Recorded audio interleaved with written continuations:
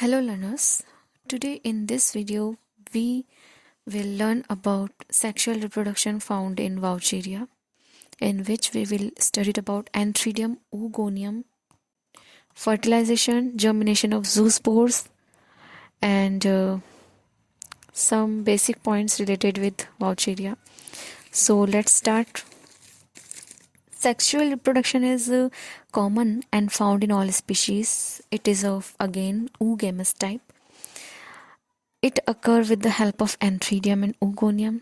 Most of species are homothelic or monoecious. Some are heterothelic or dioecious. Sex organs develop on filaments growing in damp soil or quiet water, are infrequent on filaments which are growing in flowing water.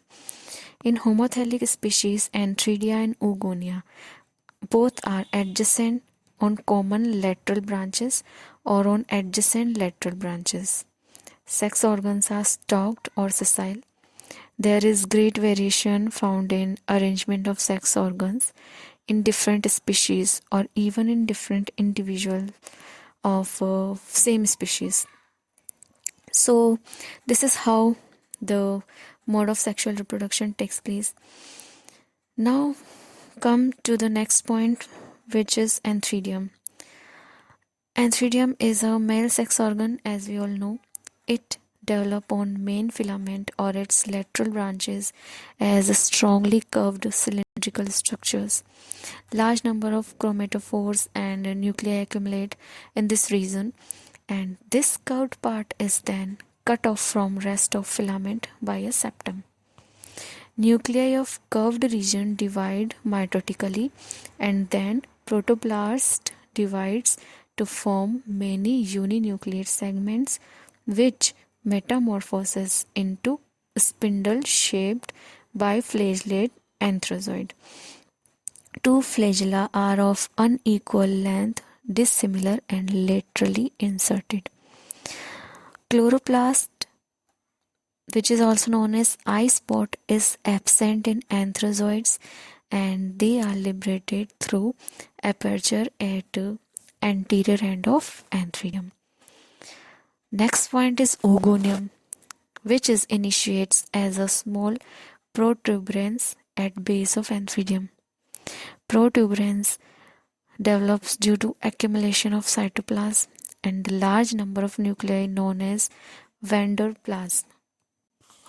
It gradually increases in size and forms an ovoid or rounded oogonium separated from subtending filament by a septum. Mature oogonium is spherical or subspherical with an apical beak which has only a single nucleus and several chromatophores.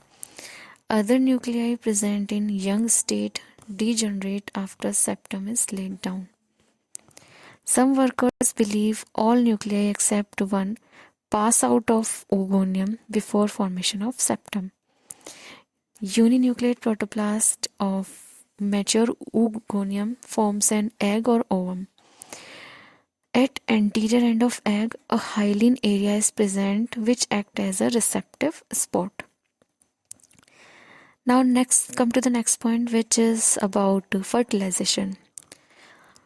So tip of apical beak of oogonium gelatinizes to form an aperture. Then large number of antherozoids are liberated from adjacent anthridium.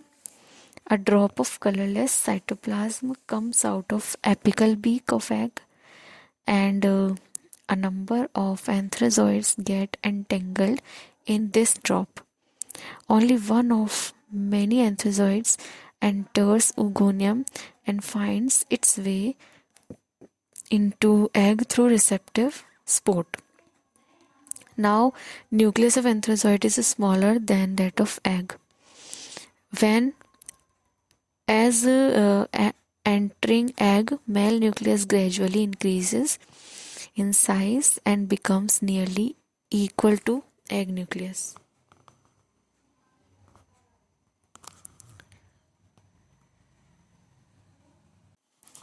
Two nuclei fuse to form a diploid zygote which secrete a 3 to 7 layered thin wall and is now called oospore. Protoplast of zygote is laden with oil droplet.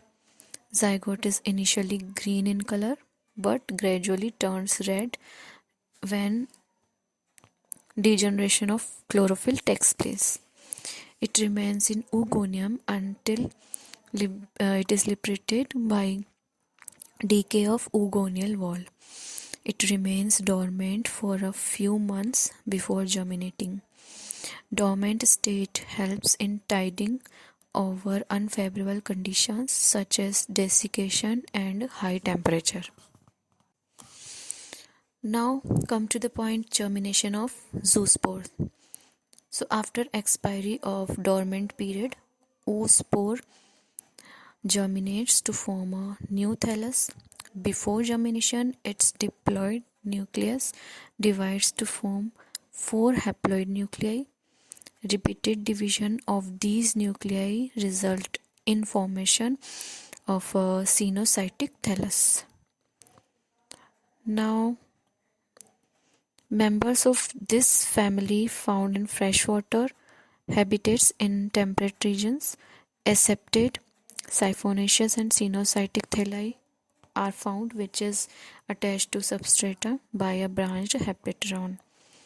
They reproduce asexually by zoospores or aplanospores, and sexual reproduction is of oogamous type. And their life cycle is given in video, so you can write down the diagram about life cycle of Vaucheria. So topic Vaucheria is completed now, and if you have any queries related with any topic related with the Vaucheria, please ask me in comment section. And if you have any ideas to improve our learning, you can also suggest me and write down your comments in comment section. You can share these videos with your friends and families and help them to subscribe this channel, by which they can also get beneficial they can also get benefit. And so this is our study, and just keep learning, enjoy learning, and happy learning.